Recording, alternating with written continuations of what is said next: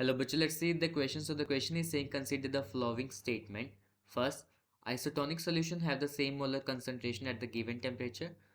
Second, the molar elevation constant Kb is a characteristic of a solvent and it is independent of solute edit. 3. The freezing point of 0.1 aqueous solution KCl solution is more than the 0.1 molar aqueous solution AlCl3. अगर बात करें यहाँ पे, so what could be the key concept over here? So the key concept over here is colligative property.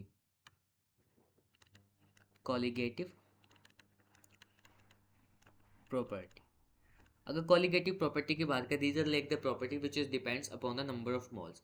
पहली बात करें, first statement is saying isotonic solution के बारे में.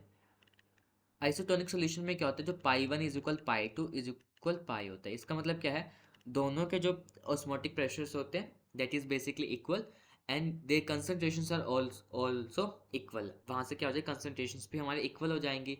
So yes, it is true that isotonic solution have the same molar concentration at the given temperature. अगर हम बात करें यहाँ पे के के बारे में बोल रहे हैं, molar elevation constant, it is like yes it is a characteristics of the solvent. हर एक सॉल्वेंट के अलग अलग होता है और it is independent of solute added.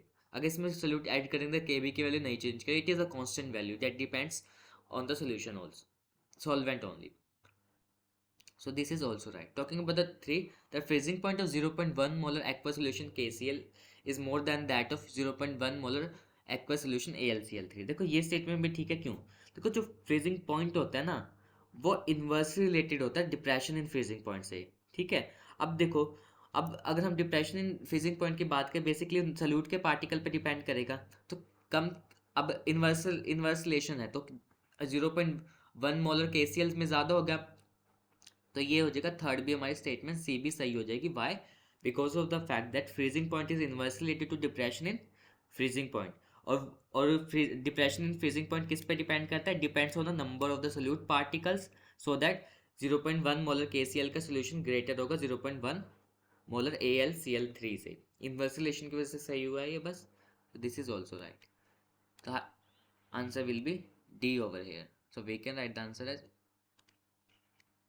D. Hope this is clear to you. Thank you so much.